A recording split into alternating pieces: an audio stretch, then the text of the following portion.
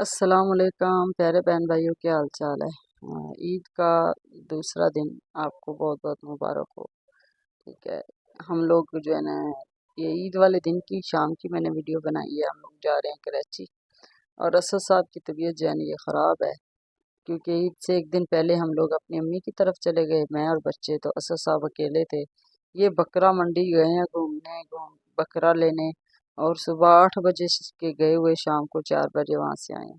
तो इनको जो है ना गर्मी लग गई, जिसकी वजह से इनकी काफ़ी सारी तबीयत ख़राब हो गई।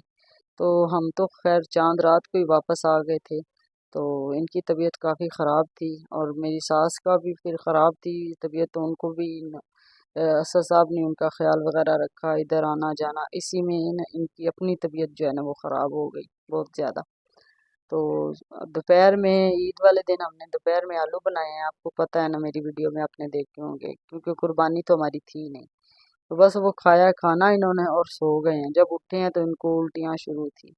फिर 2 बजे से इनको उल्टियाँ लगी हैं, रात के 8 बजे हैं। ये भी 8 बजे हुए, हम आपशा रेलवे स्टेशन में बैठे हुए हैं।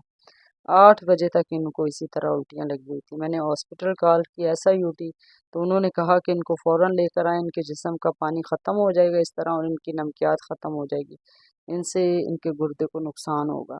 तो बस जी, आपने फटाफट इनको लेके आना है। हम तो रेलवे स्टेशन पहुंच गए बड़ी मुश्किल से, लेकिन ये है कि यहाँ पे कोई ट्रेन ही नहीं है। वो कह रहे हैं कि ट्रेनें सारी चली गई हैं, शालीमार आएगी, वो पता नहीं कब आती है। तो बस जी, इधर बैठे देख रहे थे। फिर मैंने दोबारा कॉल की हॉस्पिटल, तो उन्होंने कहा आप एम्बुलेंस में इनको लेके आए। जब मैं रेलवे स्टेशन गई, उनसे मैंने बोला कि मुझे एम्बुलेंस मंगवा दे, तो इन्होंने एम्बुलेंस वाले से बात की, तो उसने बोला कि मैं 30,000 लूँगा किराया।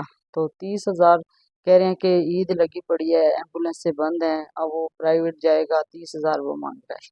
मैंने कहा भाई, इतने तो मेरे पास हैं नहीं। इस तरह होना चाहिए कि एम्बुलेंस को सरकारी तौर पे जाना चाहिए, फ्री होनी चाहिए एम्बुलेंस।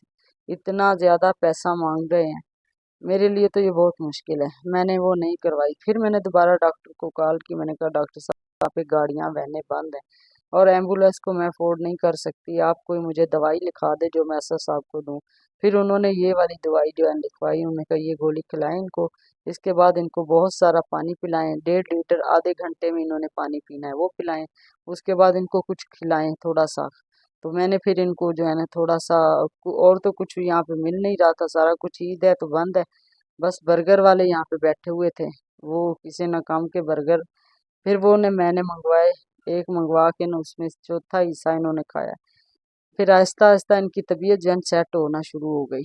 फिर जब ये गोली खाई, उसके बाद इनको उल्टी नहीं हुई। फिर डॉक्टर ने कहा इनको चलाएं फिराएं घुमाएं। इसी तरह फिर ये चलते, फिर आधे घंटे के बाद दोबारा डॉक्टर ने कहा मुझसे आप रब्ता करना। आधे घंटे के बाद फिर मैंने डॉक्टर साहब को कॉल की, तो उन्होंने कहा कि अब इनकी तबीयत अगर संभल गई है तो अब जो है ना आप घर चले जाओ। ये वाली गोली मैंने लेके आई हूँ, बड़ी मुश्किल से मिली। स्टोर वगैरह भी बंद हुए पड़े थे, एक स्टोर खुला था, उसके पास ये गोली भी एक ही थी। तो बस जी, मैंने फिर लेके इनको खिला दी। शुक्र है अल्लाह पाक का, 2 घंटे हो गए इनको अभी तक कोई उल्टी नहीं आई। फिर डॉक्टर ने कहा कि आप ऐसा करें कि आप किसी न किसी तरीके से आप घर चले जाएं, तो इंशाल्लाह ये ठीक हो जाएंगे।